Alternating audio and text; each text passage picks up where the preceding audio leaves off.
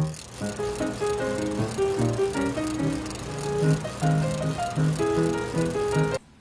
this is Anna Blow and Sarah Yoon, here for TMZ Elite News. Tonight we are following a very interesting phenomenon that has taken the elites by storm. Nouveau riches, what are you up to now? It's the very fact that they are nouveau riches that are driving these girls to Britain. The old money society leader, Mrs. Astor, has excluded most of these young girls from the top tier of society, despite the fact that these girls are richer. So, of course, they're going somewhere where they're more accepted, which is Britain. Yeah, so true. But, of course, you can't forget that Britain is at a very receptive state because of their economic situation of the nobles. Due to the Industrial Revolution. A majority of the workers are leaving their jobs working on the manors for industrial jobs. Then, of course, there's a problem for nobles who are struggling to maintain not only their manners, but also their lifestyles.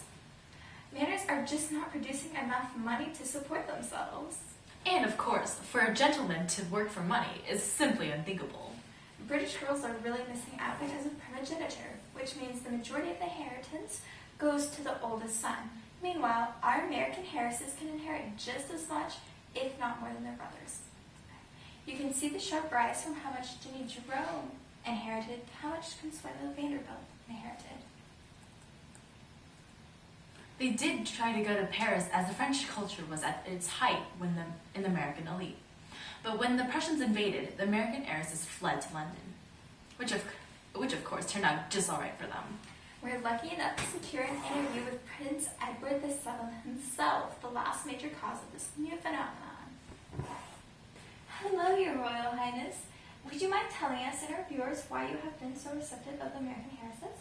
Well, they are exceptional. You see, British girls have been raised to be quiet, while your American girls are quite bold and friendly. Anything of an outlandish nature might be expected of her. It's simply charming. Can you explain for our viewers what the Marlborough House set is? Marlborough House set is my group of friends. We love to host parties and balls and just have a good time, you know? The American heiresses are a much valued addition to our group. Plus, it does get very expensive to host so many events, and your heiresses ease the pocketbooks. What can you say about the potential of even more American heiresses coming to Britain? Definitely, they should hit me up. What do you think your mother, Queen Victoria, has to say about this? Well, Mom dearest isn't very much into social events since Father died. She does blame me for his death, so she doesn't smile much on any of my activities. Thank you so much, Your Royal Highness.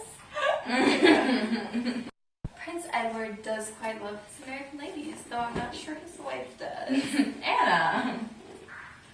They even have quite a system set up to facilitate the flow of women from America to Britain. Of course, when there's money involved, there's always a system. Daughters and their mothers are coming over to Britain, where they rely on women who have already made matches with the British elite to introduce them to British nobility. Then the various offers will be fielded and considered and weighed in regard to social and financial obligations. Basically, marriages were a transaction of money and power, the alliances between families. There were several waves of each activity, each with their own heiresses and scandals. Ooh. With each level, new money is growing richer and richer. Yeah, and the first group is called the Buccaneers. From the first wave, we're going to spend a little time talking about Jenny Jerome. Our homegirl grew up here in New York, baby. She was the daughter of a famous stock speculator who had a fondness for the opera ladies, if you know what I mean. I do. That the social queens of New York weren't accepting of Jenny Jerome and her sisters, so her mom packed them up and went to Europe. At a dance, she was introduced to Randolph Churchill. In 3 days, they were engaged.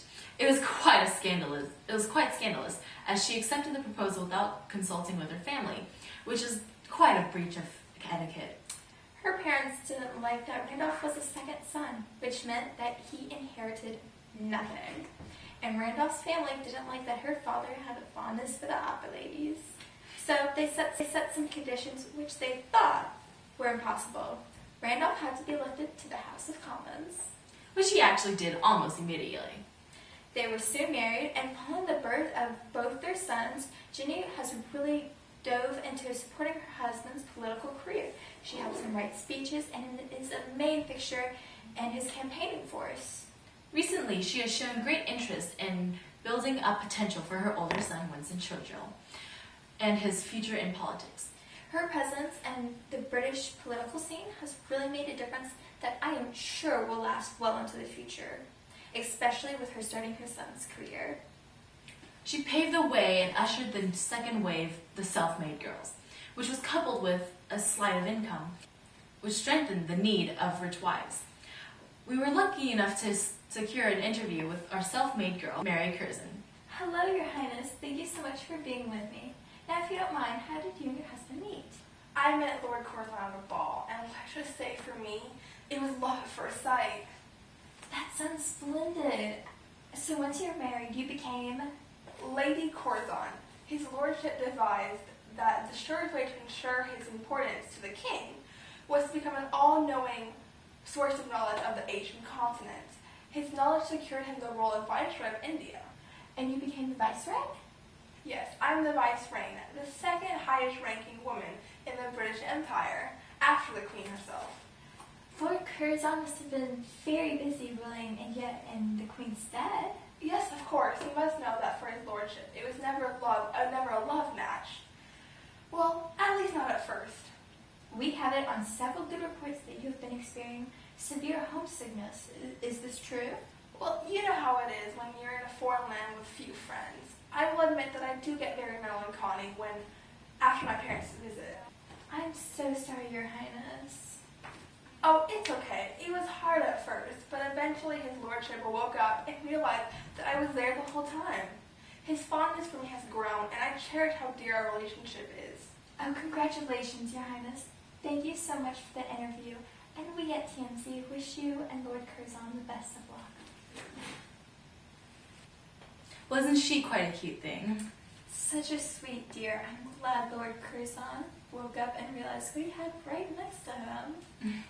Now, after the wave, Lady Curzon participated in another wave, which brings the richest heiresses yet.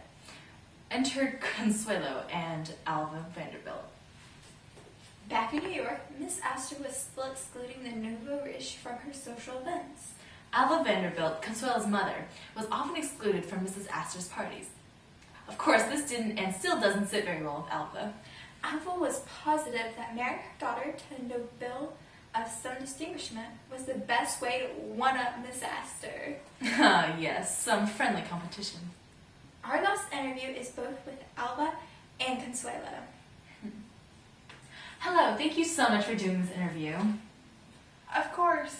I hope you don't mind if I give a shout out to my dear friend, Mrs. Astor. Hi, honey. Look, I'm on TV. So it was your dream to marry into nobility, right? Consuelo was trained from her very birth. I headed a group of governesses for her education, and we created the model daughter and wife, great for any British nobility. Okay, is it true that Consuelo was engaged to someone before the Duke of Marlborough? I was engaged to another, so... It was but a young child's thing. I talked to her, and we made some sense, and we cut it off. Your marriage to the Duke was quite an event. Of course, that was my doing. The streets were lined with people who just wanted to see Consuelo. Consuelo, is it true that you almost didn't make it into the wedding? Well, I had my doubts, but Mother wasn't feeling well, so I knew marrying him would please her best. Yes, I had an illness. Good luck with your marriage, and congratulations on your second son, Consuelo. You must be very proud, Alva. Well, there you go. You have to feel bad for the young girl with such an overbearing mother. I would be surprised if they soon separated. All things do come to an end, which brings us back to our topic. The flow from the U.S. to Britain is slowly coming to an end. Yes, these last years have been quite a whirlwind, but sadly it's starting to wind down. The conflicts in Germany and Eastern Europe, nobles are no longer able to justify their extravagant parties, where they are meeting the American girls. Plus, the new Queen Mary is trying to distance herself from King Edward's lavish spending and frolicking ways. All good things must come to an end. But these girls are making an important impact on Britain. restoring family homes, raising the next generation of British nobility, and backing political ventures. Britain truly has been changed by them, and honestly, I fully believe they have been changed for the better. That's all for tonight's report. This is Sarah Yin. And Anna Lum signing off.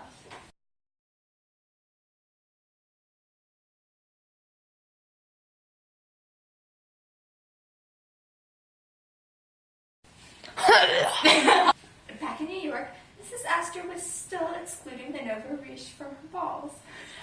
Stop it! Oh my god. You should have never pointed that at me. Is it Tallman? Yes. Mrs. Astor's balls. I think, okay, if there's a few more balls, I'm too bad. No, I don't, because I have no idea. Thank you so much, Your Royal Highness. I know.